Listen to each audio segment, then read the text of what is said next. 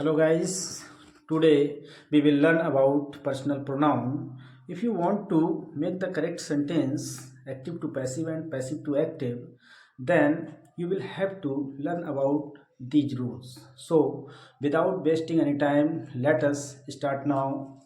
आज हम आपको बच्चों पर्सनल प्रोनाउन की टेबल समझाएंगे जिसका यूज हम लोग एक्टिव से पैसिव बनाने के लिए करेंगे।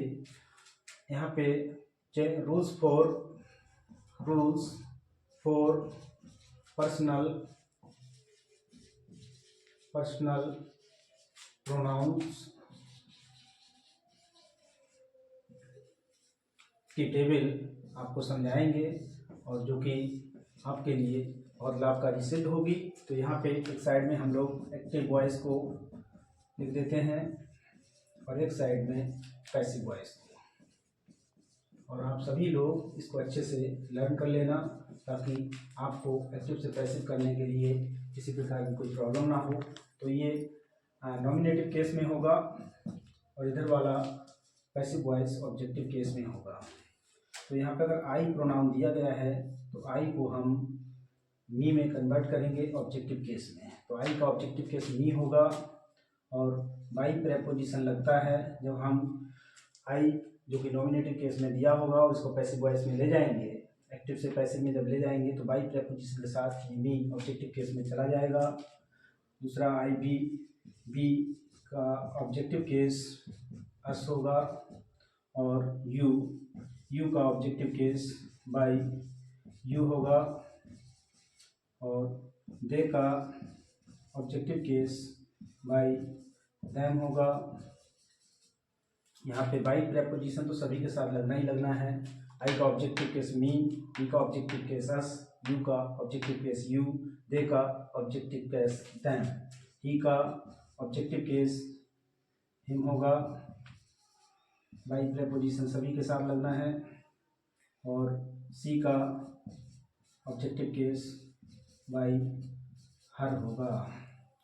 बाई प्रेपोजिशन सभी के साथ आना है तो सी का ऑब्जेक्टिव केस हर, ही का ऑब्जेक्टिव केस हिम, दे का ऑब्जेक्टिव केस देम, यू का ऑब्जेक्टिव केस यू और बी का ऑब्जेक्टिव केस अस, आई का ऑब्जेक्टिव केस मी, इट का ऑब्जेक्टिव केस इट होगा बाई प्रेपोजिशन और हु का ऑब्जेक्टिव केस बाई होम होगा। तो बच्चों ये आपको प्रोनाउंस दिए गए हैं।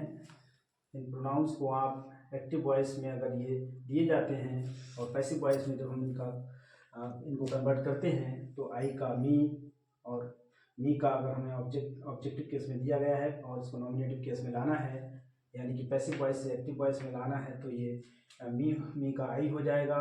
और आई से अगर हमको एक्टिव वॉइस से पैसिव वॉइस में ले जाना है तो आई का मी हो जाएगा। अगर एक्टिव वॉइस से बी को पैसिव वॉइस में ले जाना है तो वाई अस लगेगा और अस को अगर हमको एक्टिव वॉइस में लाना है तो बी हो जाएगा।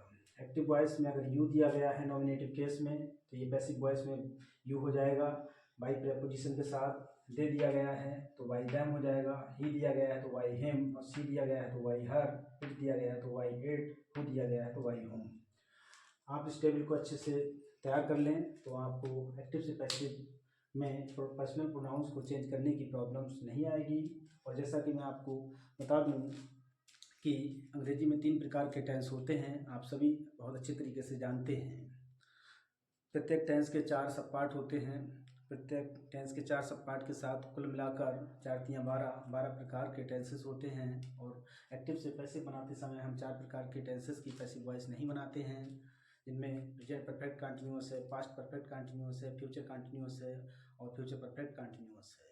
मेरे प्यारे बच्चों, आप सभी इस टेबल को अच्छे से तैयार कर लेना, लर्न कर लेना और आपके लिए ये बहुत लाभकारी सिद्ध होगी। आप जब भी इसका एक्टिव से पैसिव करेंगे और आप इसका स्क्रीनशॉट ले लीजिएगा और मैं स्क्रीनशॉट आप 1 मिनट के लिए ले लें और मैं आपके सामने नेक्स्ट पार्ट 3 में आपको एक्टिव से पैसिव के रूल्स बताएंगे हम।